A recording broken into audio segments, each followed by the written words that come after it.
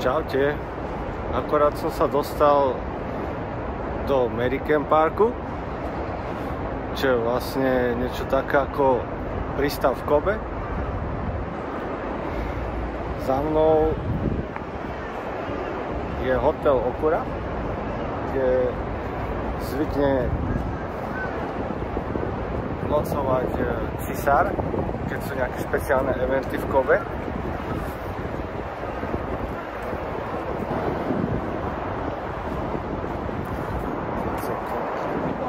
Zaujímavá malba, ktorá ma zaujala. Love Nikes for love.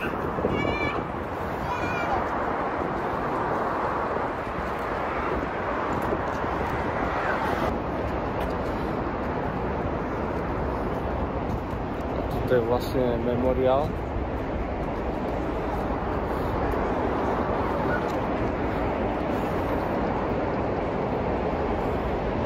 Na spomienku obetí zemetrasenia 1995.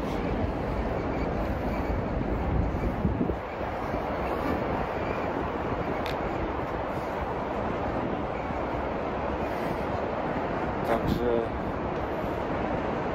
zemetrasenie malo magnitúdu 7,3. To je niečo nepredstaviteľné nás ľudí žijúcich na Slovensku, aj keď v poslednej dobe boli zaznamenané nejaké zemetrasenia.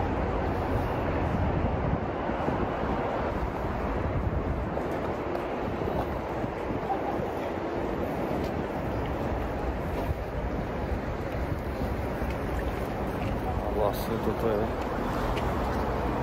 na pamiatku, zanechali tento kus v pôvodnom stave, vyzeral po zemetrasení. Všetko naokolo je už zrenovované na novo.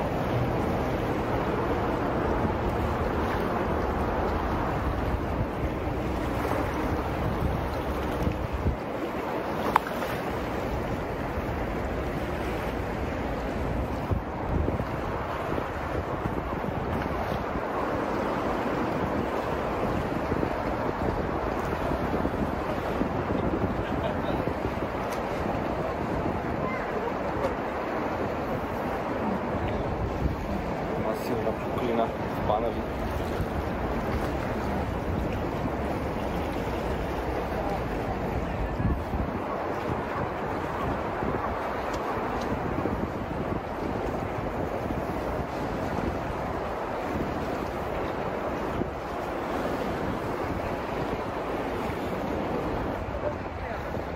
Takže toto je promenáda zvaná American Park. Asi také najvyhľadávanejšie miesto v meste Kobe.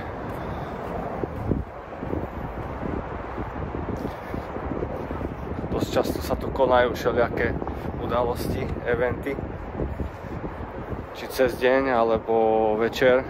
Naposledy tu boli vianočné trhy, aj drone show. Bola celkom slušne spravená.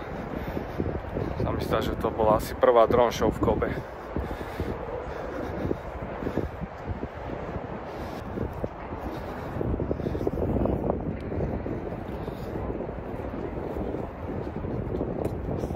Sa chystá už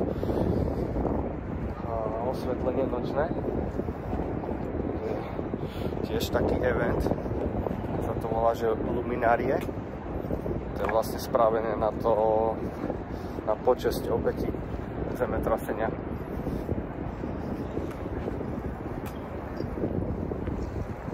Fakt, bol som na tom pred pár rokmi a večer je to veľmi pekné.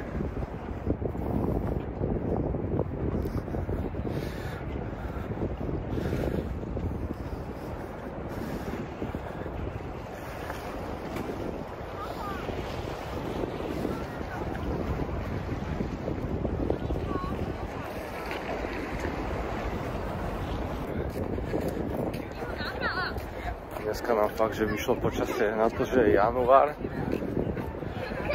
Tak je, mi to pripadá, keby bola jar.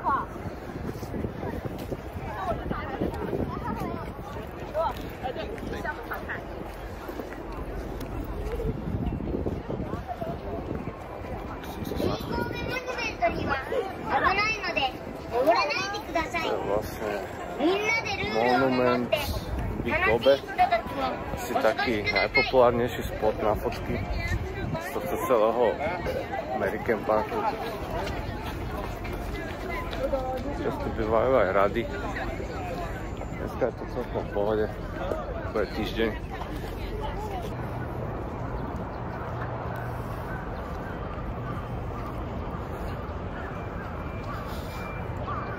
Ja som sa priblížil k veži Kobe.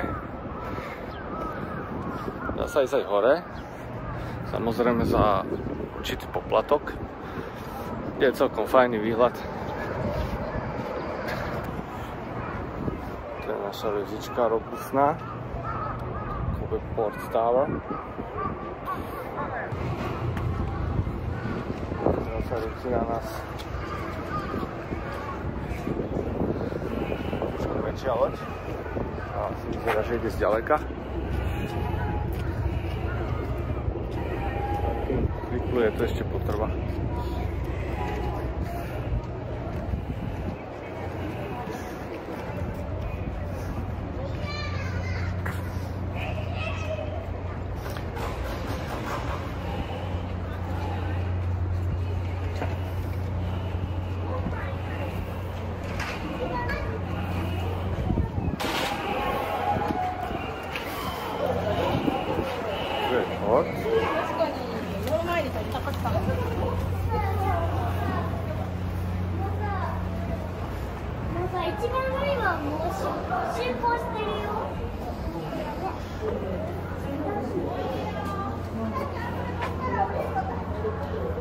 Chuo Terminal.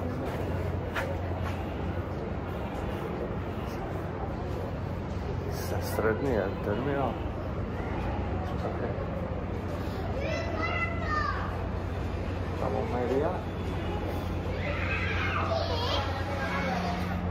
No, dá sa tu aj oddychnúť. Je tu piano, ak by vás zobrali prsty.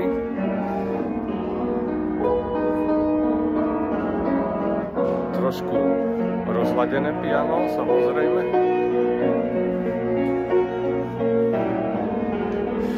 A vlastne v Japonsku je veľký problém s odpadkami. Dosť turistov rieši dilemu, že čo vlastne, kde to majú vyhodiť. Na takýchto spotoch máte aj kontajnery. Vlastne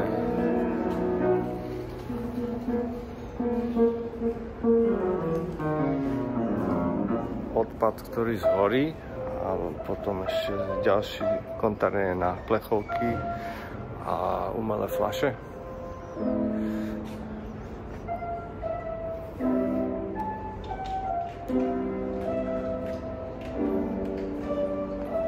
Je tu aj souvenir shop. Takže počas čakania na loď môžete si tu oddychnúť. V prípade ísť na toaletu, ktoré sú čisté a zadarmo.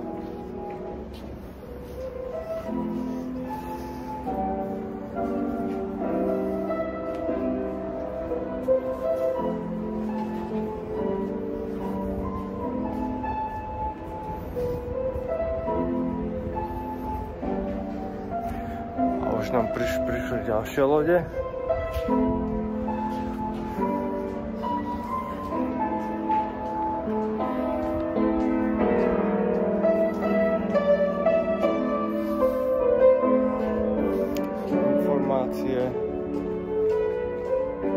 Si môžete kúpiť lístky.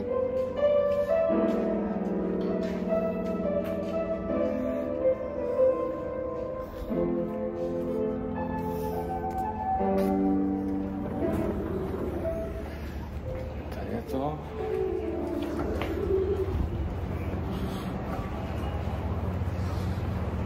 Táto lodička sa volá Mirae.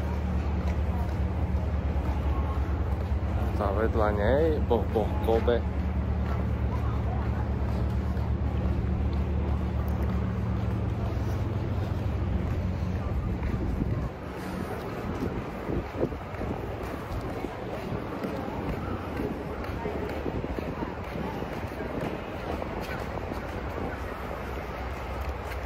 Loď pluje každé zhruba 4 hodiny.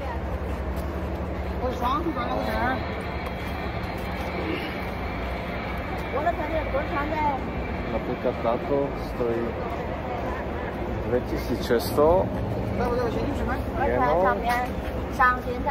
to je zhruba do 20 €. A vlastne je to aj set s tým kolotočom.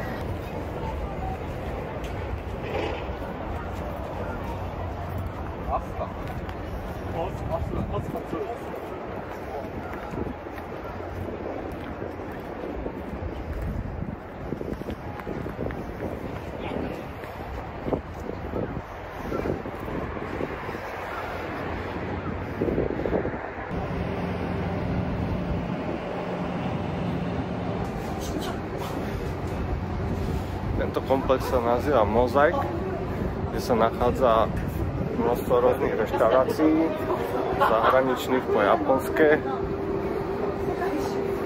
Každý si príde na svoje.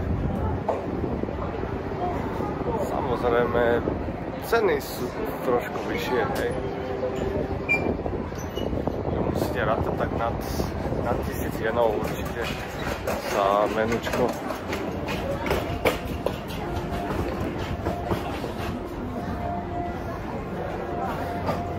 Za kľude kavička vypiť, stoly. Na chvíľku bude Valentín, ružičky, výzdoba, idú s dobou. Mimochodom, tu sa Valentín oslavuje tak, že ženy dávajú čokolády chlapom a chlapi im to potom na deň žien oplatia. Na biely deň. White day.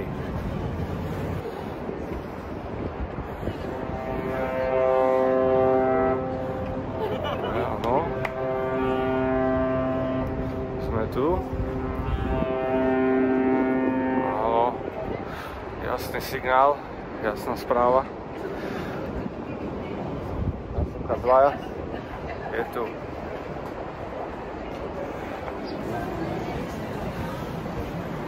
Z obchodíkov s cukrovinkami,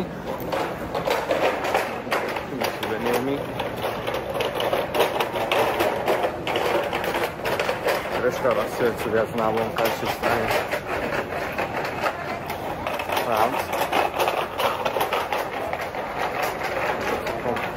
Známe a dobré čokolády. Firma z Kobe.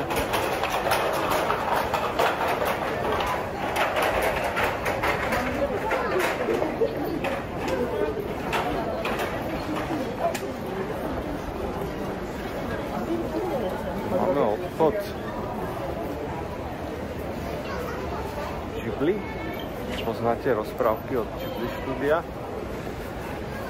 A tu majú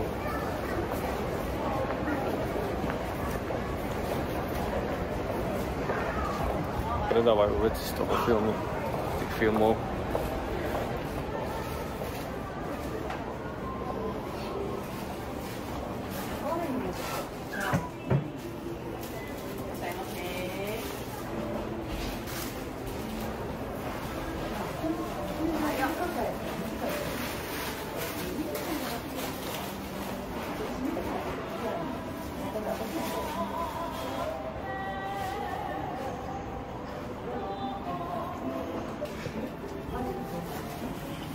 Pozadí hrá hudbička, soundtrack z filmu.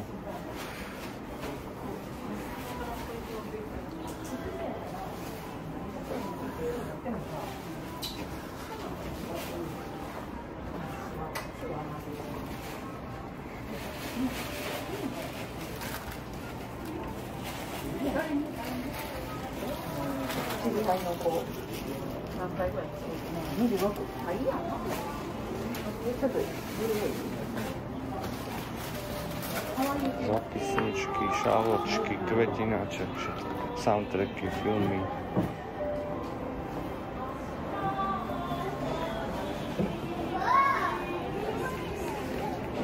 Dobre, ideme ďalej.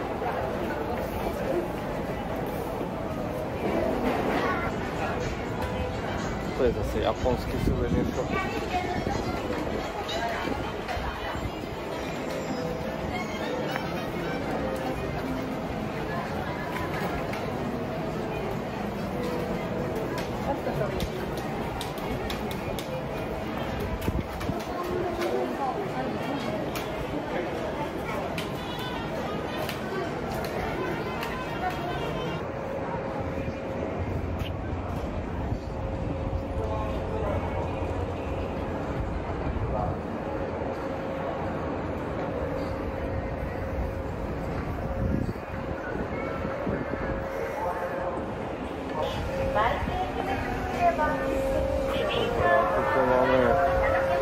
Nástupnú stanicu,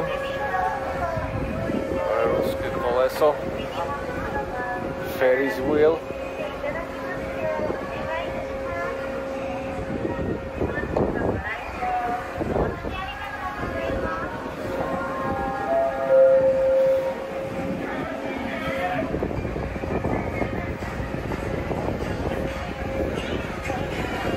Váčiky.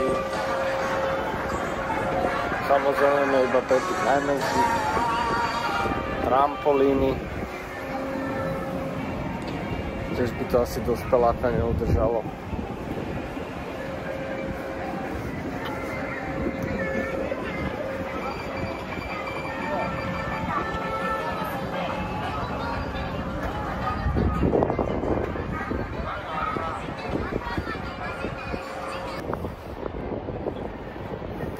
Keď robíte videá, tak dôležité vlastne je sa nepotknúť, hej. To je taký fajný podkyňací spotík. Takže bolo by trošku zimno.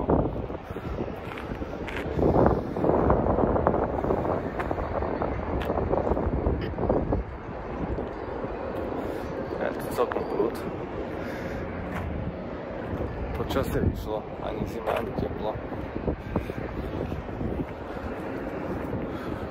Ponorka tiež oddychuje.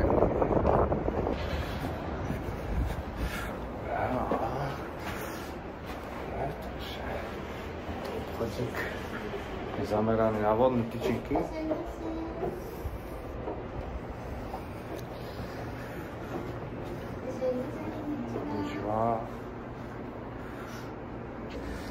Takže za 1500 jenov to nám pani doporučila na ukludnenie, na relax a aby sa vám lepšie spalo. Tak voňajú nádherne. Škoda, že sa to nedá natočiť na kameru.